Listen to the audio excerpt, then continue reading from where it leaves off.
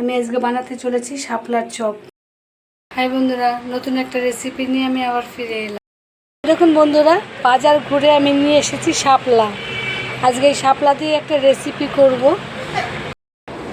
এবার আমি শাপলাটাকে এরকম পিস পিস করে আমি ফুলগুলোকে হাতিয়ে দিয়ে সব শাপলাগুলোকে আমি এইভাবে কেটে নেব।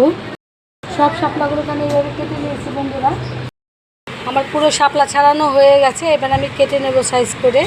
আমি এবার পিস পিস করে কেটে নিচ্ছি ওকে। এইভাবে নিয়ে এই সাইজটা করে ওকে আমি কেটে নেব পিসটা। আমার পুরোপুরি সবগুলো আমি কেটে নিয়েছি এই সাইজ করে।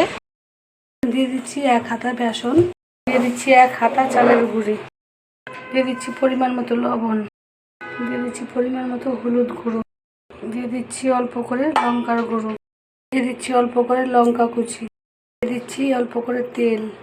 এবার লঙ্কাটাকে ভালো করে ঘষে নিচ্ছি। আমি ভালো করে মেখে নিচ্ছি। এবার আমি জল দিয়ে ভালো করে মেখে নেব ওকে। আমি এইভাবে ব্যাটারটা করে নিয়েছি।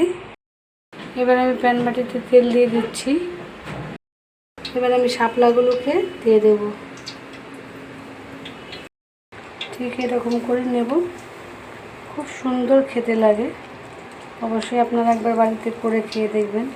করে নিয়ে আমি কড়াতে ছেড়ে দেবো ঠিক এরকম করে। খুবই সুন্দর লাগে খেতে। কি সুন্দর লাগছে। গরম ভাতে তো দারুণ লাগে খেতে বন্ধুরা। একদমই কম খরচে এত সুন্দর একটা রেসিপি করা যায়। দেখুন বন্ধুরা, আমার হয়ে গেছে। আমি এবার নামিয়ে দিচ্ছি।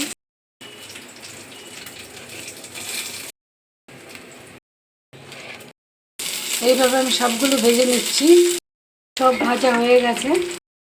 দারুণ লাগবে খেতে। একটু শুকনো লঙ্কা দিয়ে দিলাম ভাজা সঙ্গে, খুবই সুন্দর লাগবে গরম ভাতে। আমার শাপলার চপ বানানো হয়ে গেছে। আপনাদের যদি ভালো লাগে অবশ্যই লাইক, কমেন্ট, সাবস্ক্রাইব করতে ভুলবেন না বন্ধুরা। দেখুন কি সুন্দর হয়েছে বন্ধুরা। একদম সফট, গরম ভাতে খেতে এত ভালো লাগবে।